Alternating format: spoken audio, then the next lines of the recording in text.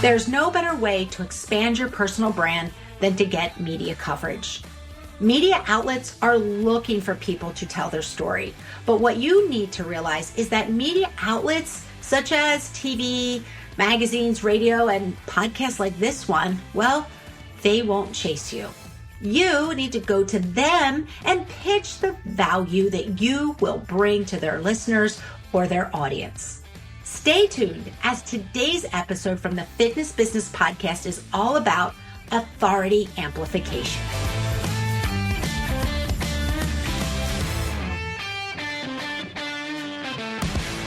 The Fitness Business Podcast was repping at the 2022 IRSA conference in Miami, Florida. Now, in case you weren't there, follow us on Facebook and Instagram for all of our fun photos that we took with our guests, our loyal sponsors, and our amazing listeners. Myself, Sarah, and a few cameo pics of JT are all waiting for you to like and comment on. My takeaway from the conference? Well, I left with a few new trending topics and fresh new guests for the podcast. Stay tuned.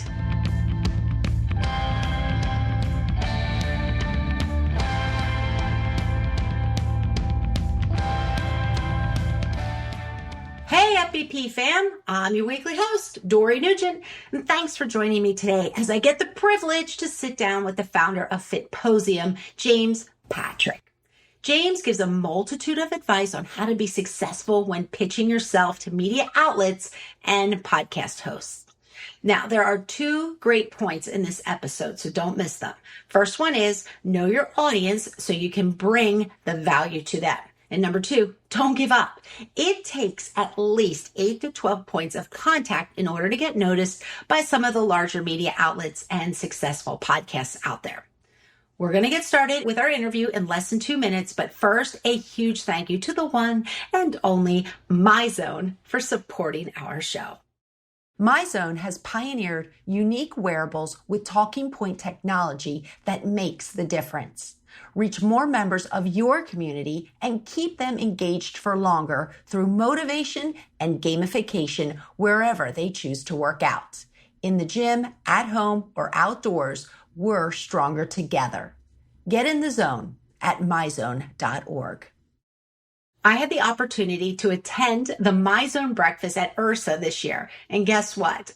They launched some exciting news. So I know you're dying to know what it is, but I'm going to tell you to go to www.myzone.org for all of the details. Get your pen ready now for Keep Me's FitBizpiration. What are your 3 tips for fitness professionals to land media features? Now, we're going to talk a lot in this show about the tactics, but to address the strategy, there are 3 things that I want to address. Number 1, this is about being proactive, not reactive, about taking intentional action to get to where you want to go, as opposed to sitting back and waiting for it to come to you. Number 2, this is about building and maintaining effective relationships. I'm going to use the word relationships a lot in this interview because that is at the foundation of how we grow our brand awareness. And then number 3, it is about constantly seeking on how you can add value to the media outlets and their audiences. So, you want to know who is next week's industry expert? Well, drum roll, please. Sunshine Moore is bringing us the tea on polishing up your virtual online fitness studio. After this week's full interview, I'll introduce you to Sunshine and give you a quick glimpse into next week's episode. At Discover Strength Franchising, we know you want to own a thriving fitness business. We believe you should be able to do work that you are passionate about while also making a great living. Imagine owning a distinguished fitness business backed by a market-tested business model where efficient 30-minute strength workouts are provided to your clients by expert, educated personal trainers. Here's how to get started. Head to discoverstrengthfranchise.com and fill out the contact form. Set up a pre-qualification call with our franchise team. Join us for a mutual discovery day. So head to discoverstrengthfranchise.com so you can start falling in love with your work again. All right, everybody out there, it is time to get started with today's episode. James Patrick, welcome to the Fitness Business Podcast. So glad to be on. Thanks for having me. My goodness, your resume, quite impressive. It's a predilection of not liking to be bored. So always have to be doing something. So tell me about your magazine covers. What's probably your pride and joy out of all those 600 magazine covers? Do you have one? That's so, what's interesting about photography is it's such a survivalist business. So the shoot that I look forward to, the feature I look forward to the most is the one that I have next on the calendar.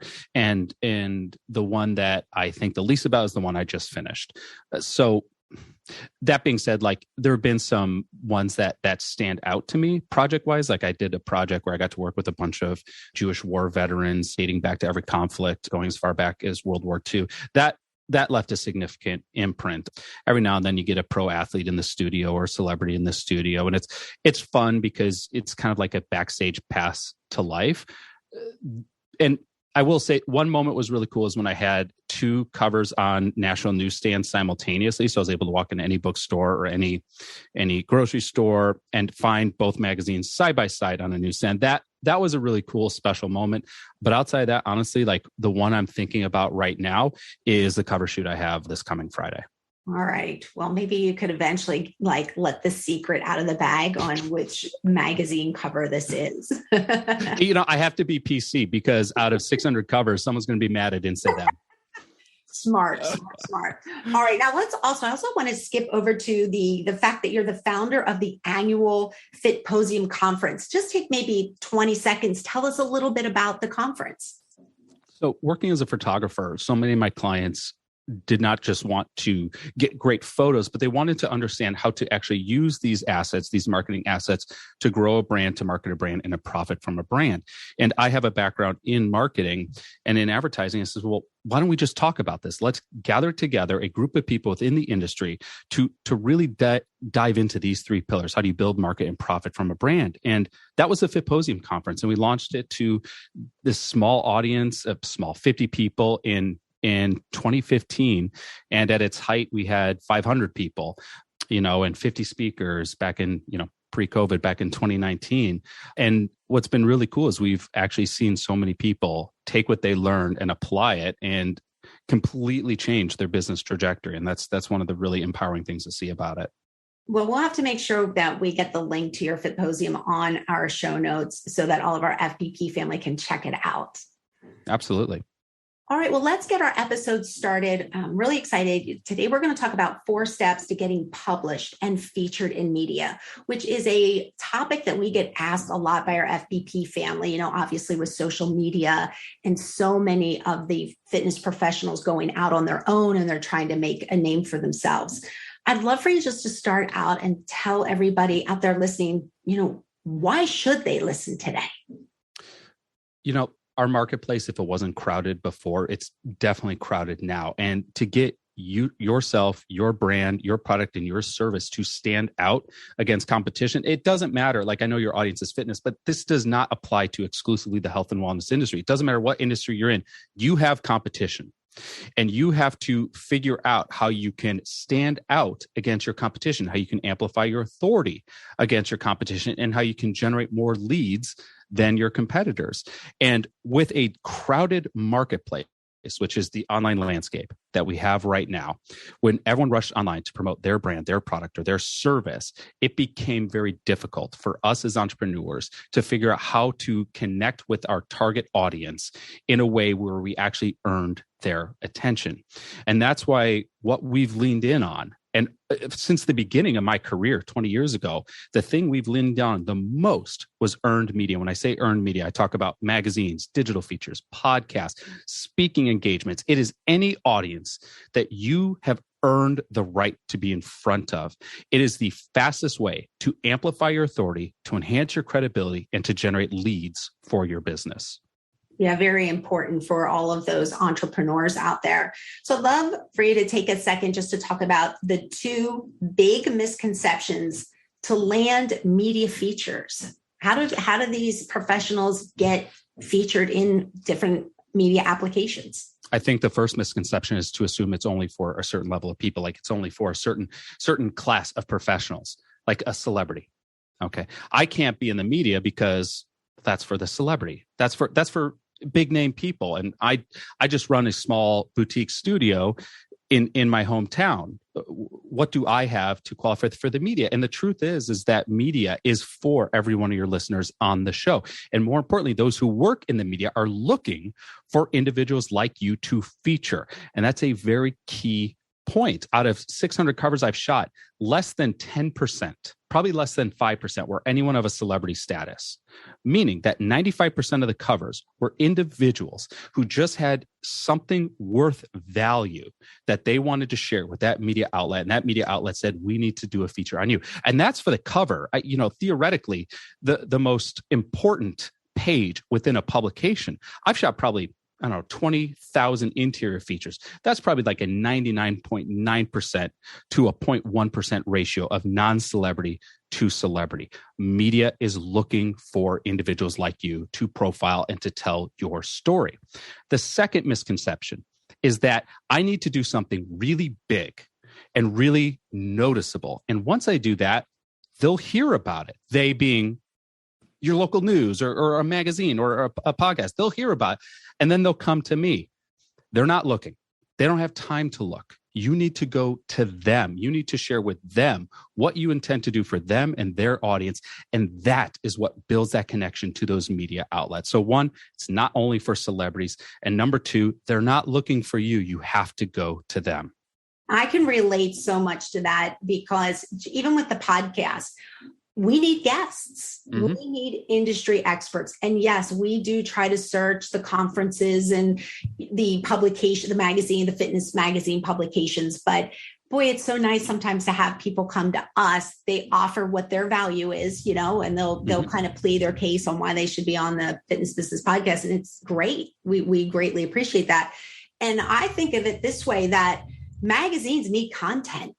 Yep. So they're looking for people. You just need to kind of step in front of the line or raise your hand and like you said, bring value. So much of it is raising your hand. And the big fear is like, well, what if they say no? It's rare they do. Honestly, usually they just don't respond. So like this whole fear that someone's going to respond back to you and say, who do you think you are to do this? That is just, it could not be further from the truth. We have to understand that podcast hosts and magazine editors and TV producers, they're humans. They're humans with an audience. They're trying to relay great content to that audience. And if you share something that they consider valuable to their audience, it behooves them to start a conversation with you. This is not an elitist industry. Absolutely. So while we're on this topic, maybe you could share what are 3 goals a fitness entrepreneur would have? And, why do they want to get featured? Why would you want to be featured? Really, it breaks down to number one is vanity, and there's nothing wrong with vanity. There are certain media outlets that I shoot for. They do nothing for my career. There's no real benefits other than it's just really cool for me to say, I've shot for Sports Illustrated, or I did a project for, fill in the blank magazine. It doesn't matter. And I do it just because I want to, right? And that's okay. But the other 2 goals are important when it comes to our business. The second one is authority amplification. Authority amplification are media outlets that build your clout, the trust, and the resonance your audience has with you. So I could say, as a marketing strategist, I've been featured in Business Insider. I've been featured in Market Watch. I've been featured in Entrepreneur Magazine. Because I can say those things, my current audience may trust me and my message may resonate with them at a higher frequency than had I not had those things. All right. The third goal is lead generation. Someone sees your media feature and they immediately enter into your ecosystem and raise their hand as a warm lead or a prospect, which could become a warm lead. Now, some people may think, well, aren't number 2 and number 3 the same? Not necessarily. You can have outlets that check both of those boxes, that can amplify your authority and generate leads. And then you can have media outlets that only do one or the other. So I'll give an example. Let's say you own a boutique studio in Palm Springs, California, and you earn a spot on your local television news on a morning show. Okay. Now, does this amplify your authority? Maybe a little, but the people who watch the show, are they within your target market? Theoretically, almost 100% of them, right? Because they're in Palm Springs, California, and you only take in-person clients. So they could all be potential leads for your business. The flip side is, let's say you land a feature in Men's Health magazine, one of the most iconic titles of the last, 30 years. Yeah, that would massively amplify your authority. If you're selling a product or service and you're saying, as featured in Men's Health magazine, that carries some weight to it that you've been validated by a national brand. Now, how many people reading Men's Health magazine live in Palm Springs, California, who are looking for a trainer right now? That number may get real small, if not insignificant altogether. So you can see how some are done more for authority amplification and some are done more for lead generation. And honestly, it's up to you what is more important to you, or maybe both have equal weight and importance, and you target outlets appropriate to your goals. Yeah. And I even just feel like it's a resume builder. Absolutely. And you never know whose hands your resume is going to land in. And you're right. Even if you are in the Men's Health magazine, and like you said, how many people maybe in your town are looking at Men's Health magazine, but it sure is nice that if you do get a spot on the local TV channel, you can say, hey, published in Men's Health magazine. But yep. It doesn't expire. This is the nice thing about authority amplification. I carry those logos with me my entire career, and I use them. Authority amplification we use proactively. I use them when I'm pitching new work. I use them when I'm pitching other features. It might be of significant interest to a local news outlet to feature someone on a business segment who has earned the media features that perhaps I've earned. So I'm going to use those to my advantage to help push along other things. But here's the thing. Authority amplification only works if you use it. If you land the feature and you never talk about it, you never share it, you never post about it, you're not using the logo on your website, you're never pointing your finger at it. Hey, guess what? That magazine was on newsstands for 30 days. And after 30 days, we got another cover out. Very good point. So we have just spent a lot of time talking about a lot of reasons why you should be trying to work the media outlet. Could you now deliver the 4 steps to getting published and featured in media? It's going to seem frustratingly simple, and I apologize for that, but all the more reason to start. Number 1 is you just got to do a little bit of research to understand the media outlet and what media outlets you should be targeting. Really, the answer to that is, what media outlets is my target audience consuming? What podcasts are they listening to? What magazines do they read? What TV shows do they watch? You have to know, and this is part of your client avatar anyways, to know what they're consuming so you know how to get in front of them. I mean, that's 9/10 of marketing is, where's my audience and how do I get in front of them? So you should know what they're listening to, or you can pull lists of podcasts within a certain genre or subgenre, okay? So you do research on the outlet. Let's take a magazine, for example. How often do they publish? What sort of features do they run? Do they have any regular segments or sections within the publication that you see yourself as an alignment for? Oh, they feature a new recipe in every single issue, and it's written by a nutritionist. Well, I'm a nutritionist. I should be writing these recipes. Yes, you should. I agree. Or, hey, they feature a workout spread in every issue of the magazine. Maybe I can come up with a really clever, interesting workout spread that they've never done before. You should absolutely do that. So you have to see where you align with any media outlet. Who's the audience and what could you deliver to this media outlet that would be of value to the audience? And that's ultimately what the media outlet cares about, is what are you giving them that would be of value to their audience? It's not, hey, write a story about me, I'm interesting. Maybe not. What that interesting thing is has to have value, and you have to show how it has value. And that's the next step. So the first step, just do research. Go to a bookstore, pick up magazines, flip through them. Look to find who the editor-in-chief is. For a podcast, look to find who the podcast host is. For a local television network, find the morning show producer. Guess what? Their information is always on their website. May take some Googling, but it's not that difficult to find. Okay. Most magazine editors put their email address right in the magazine. So just by reading the magazine, you'll know how to get in touch with them. Step 2 is the actual pitch. Now, this is where we overthink constantly. Your pitch just needs to be this: a short email. Brevity matters. This is who I am. This is what I do being your job title or anything you do professionally that is of relevance. This is what I want to do for you. That's it. That's a pitch. Who I am, what I do, what I want to do for you. I get pitches every day to be on my podcast. And if it's a long pitch, I'm not reading it unless it's from a friend. And even still, like I had a friend who's a publicist send me this like 2-paragraph long pitch of one of her clients. As like I read the whole thing 3 times. I still don't know what he could talk about on my show. I have no idea. And I had to ask her, like, what are you even pitching him for? Who I am, what I do, what I want to do for you. What I want to do for you could just be, I'd like to write an article on this topic because I think this would be important to your readers. Or I'd like to come on your show and talk about the 4 steps of earning media. I'd like to come on your local news show and do a live demonstration of how to correct ab separation. Okay. You can come up with topics that are important to this media outlet's audience. And guess what? They're the topics you get asked about all the time. They're the topics and questions coming into your DM. They're the top questions and queries coming from your clients or coming from your audience. They're telling you what they want to learn from you. You take the same ideas that you're putting into your social media channel, that you're putting into your podcast, that you're putting into your blog, or whatever communication you're using to connect with your audience, your newsletter, and send those to a media outlet. Because chances are they might be really interested in them. Now, here's the catch on pitching. You're going to send a pitch off and you might not hear back. And your thought is, they don't like me. They don't like the idea. They don't like my credibility. I'm not good enough. But the reality is 1, maybe they didn't see it because they're busy. 2, maybe they saw it, but they're busy. And so they just put it in a folder to look at later. 3, maybe they like it, but they don't need it right now. 4, maybe they're like, maybe. And they put it in a maybe folder. Or 5, maybe they're like, I don't know. And they just put it in an I don't know folder. Like there's a bevy of reasons why they might not respond. But all it sums up to is they're busy. So here's what you got to do. You got to follow up. You got to send a follow-up at least every, call it 3 weeks. You got to follow up. Now, an appropriate follow-up is not saying, did you get my email? It's kind of passive aggressive and it might make, like, I would feel guilty if someone said, did you get my email? I'm like, yeah, I did, but I didn't respond because I'm a jerk, right? But you could follow up to say, 1, add more context to your idea. This is why I think this idea is important to your audience.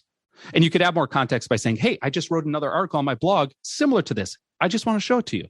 Or I just did an interview on this topic somewhere else. I just want to show it to you because I can have a similar conversation with you on this. Okay. Or you can even point to media outlets that you had nothing to do with, but further validate your idea. Hey, the Washington Times just ran a full story on this exact topic. This is a really topical story right now that I would love to write for you. Okay. So you can either further validate your idea and add context to your idea, or you can just pitch new ideas altogether. Hey, if that idea didn't work for you, no worries. Here's another idea that I think would resonate for your audience. Or you could just follow up to be like, hey, love the recent letter from the episode. Hey, your recent podcast really worked for me. Like, be genuine, actually read the article, actually listen to the podcast. It shows that you're invested in developing a relationship versus a transaction. Okay. But it could take 8 to 12 points of contact for a magazine editor or podcast host to notice you, particularly a really busy one. 8 to 12. So if you stop after 1 or 2, you're behind the others who follow up every 3 to 4 weeks, adding more context or further validating the idea or sending new ideas out. It's not difficult. Just keep a log. Hey, I sent a pitch out on this date. Here's my follow-up. Send another follow-up. Send another follow-up. They'll tell you if they want you to stop. Chances are they don't. They want ideas. That's the thing. You said it, Dory. They want content. It's not a question of if you'll get a media feature. It's a question of when will you get a media feature. I have never had a client, 20 years, I've never had a client not land a media feature. I don't think it's possible. If you come up with something that has value, a media outlet is going to want it. Okay. So then comes step 3, which is delivery. When you get an opportunity, you deliver and you over-deliver. You turn things in easy. You show up on time. You show up professional. You show up with the right energy. Because what you have to do is you have to validate why that person took a chance on you, because they did. You're a podcast host, Dory. Every time you invest your time and energy into a guest, that's time you don't get back. And if this guest blows it, you can't air that episode. And that was time you wasted. Okay? Same with the magazine editor. If they give someone an opportunity, that person does not deliver, that magazine editor has someone else to answer to. And that's not going to look good for them. Reinforce why you're given opportunity and over-deliver. And when you over-deliver, then comes the 4th step, which is just stay in touch. Because here's the thing, when they take a chance on you once, they're going to be willing to do it again because you've already earned the right. But if you're running a transactional type of relationship with media outlets and you're just off to the next 100 different media outlets, guess what? They're going to feel a little used. They're like, oh, I would love to use this person again, but now they're saying they're too busy. Or now they're saying that they don't have time to work with me. Or now they're not even responding to me at all. I feel used as a podcast host, right? But here's an important thing. Yes, it can take 8 to 12 points of contact for a magazine editor to notice you. We know that. Let's now talk about how much time you need in front of that media outlet's audience for them to notice you. It benefits you to be on a podcast more than once. It benefits you to be in a magazine more than once, to be on TV more than once, because much like you have to build trust with that magazine editor, you have to earn the trust of their audience as well. And that is what repetitive features can do. And the best way to get repetitive features is to just stay in touch, because then you find out what they need next. Once you find out what they need next, that circle just continues, because then you can propose and pitch yourself for exactly what they need next. And you are in the know because you're in that inner circle. There was so much in there that I could relate to with being the host here of the Fitness Business Podcast so many times. I know our FBP family can't see me, but I'm nodding my head going, yes, I can relate. I can relate. Well, I absolutely love your tips and ideas about the following up for sure. Some really great tips in there. And then also, I love the fact that you're just like, keep on them, and it's all about how you word it. And I believe we were talking before we started recording, and you kind of said about make sure titles are catchy, and it creates a little bit of, inquiry, like, that's kind of a catchy title. What are they talking about? I love that you said that earlier. The thing about titles that's important, I'm glad you brought that up, because obviously you want your pitches to stand out. If they're getting, a dozen pitches a day, like some magazine editors do, you want yours to stand out at some point. And coming up with a catchy hook or a title could be a way to draw their interest into what you're trying to get in front of them. And a good way to learn, because this is not a talent, it's a skill, which means you can learn it. A good way to do it is just to read headlines, read magazine headlines, read the cover copy on a magazine cover. Every one of those is a caption.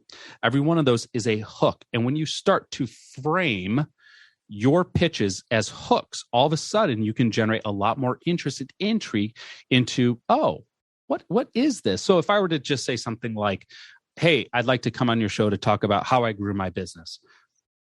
Great, thanks. But if I were to say, I want to share a story of how I went from being a college dropout to running a 7-figure business, that's a hook. Okay. And you don't need this big transformation like that. That's hyperbole. But what is it for you?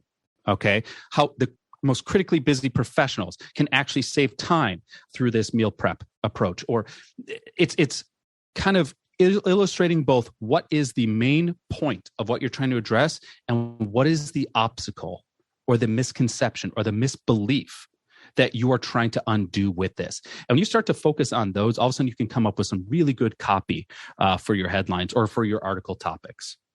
Our listeners out there, please take what James Patrick says to heart, because I'm telling you, I get it here at the podcast with people pitching, wanting to be on the show. And so many of the pitches are about I.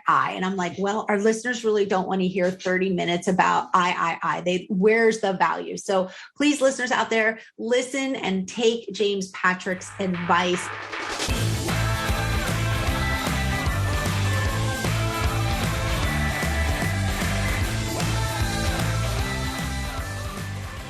Thank you so much for joining me today. Also, a big thank you to James Patrick for taking the time out of his day to provide his advice on how to improve your authority amplification. As always, James' contact information is located on our show notes. So head on over to www.fitnessbusinesspodcast.com. And then while you're there, make sure you hit that subscribe button. So moving forward, the show notes will be carefully delivered to your inbox. Get ready, everybody, because after a few words from MX Metrics, Sunshine Moore gets a shot at our quick fire 5 questions. G'day, it's JT here, and I was talking to Blair McCaney, the CEO of one of our sponsors, MX Metrics, the other day. and I gave him a hard time about his company's tagline, defeating mediocrity. By definition, that means he's excluding the majority of the market. But Blair just wouldn't budge. He only wants to work with operators who want to punch mediocrity in the face, really smash it. So I've talked to a few of his customers, like Joe Shirelli from Gainesville Health and Fitness, and yeah, it's for real. While Joe is a nice guy, he isn't satisfied with mediocrity either. He's crushing it as well. So I'm still dubious about selling only to operators who want to defeat mediocrity. But if this resonates with you, I reckon you should check them out. Go to mxmetrics.com. But remember, only if you're interested in smashing mediocrity. Quickfire 5, sponsored by Hapana. Hey, if you're looking for a great summer read, keep listening because Sunshine Kelly has a great book recommendation for our FBP family. Sunshine Moore, I can't wait for your episode next week as you talk about creating your virtual fitness studio. But for now, we have some fun questions so that our whole entire audience gets to know you. Are you ready? I'm ready. Let's do this. All right. First question is, what is one item on your bucket list? I want to live in another country for at least a year, if not 2. There's so much value from living in another culture that I miss traveling pre-mom days, and I want to actually live there. All right. Well, I know everybody's going, wonder what country you'd like to live in most. So do you have one? I do. I want to live in Germany. Good one. Yeah, that would be really cool. I'm sure I have not been there yet, but I'm sure it's an amazing place. Yes. All right. Out of everybody out there in the entire universe, whose business brain would you like to pick? I was going to say Chalene Johnson, but I've been in many of her programs and she's so smart. Serena Williams is such a savvy businesswoman. You wouldn't think that, right? Athlete, but athlete to athlete. I'm an athlete. She will teach about mindset first.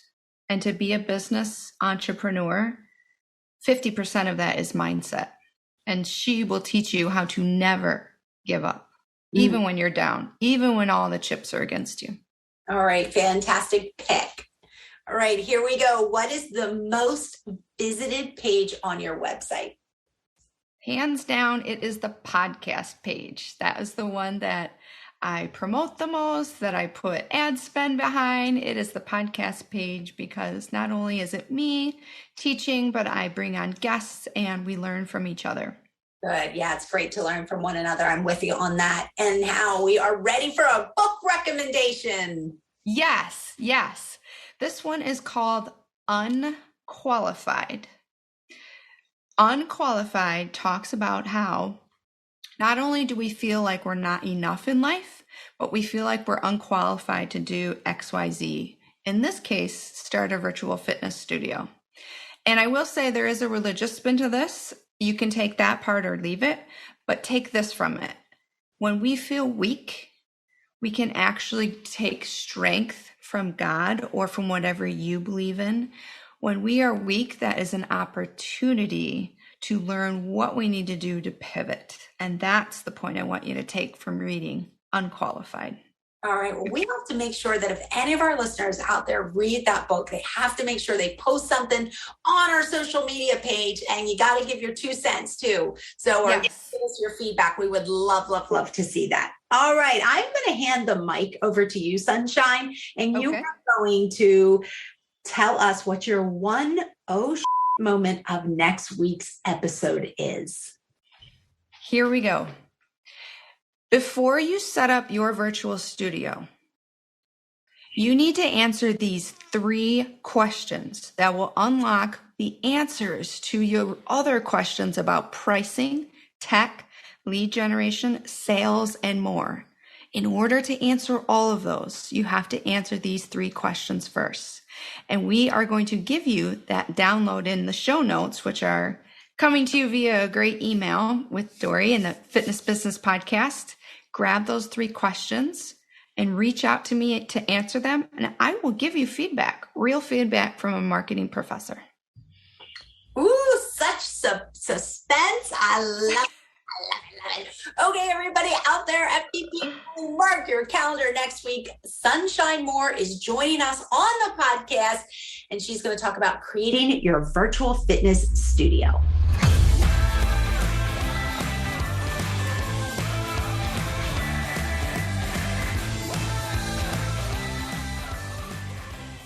Launching a virtual fitness studio involves 4 key components: the tech, the marketing, the sales, and of course, the delivery of the content. Founder of Fit Tech joins us next week to review these components so that your online virtual fitness studio is running as effectively as possible. Subscribe to the show at fitnessbusinesspodcast.com so the episodes are delivered directly to you and you won't miss one. Have a great week, everyone.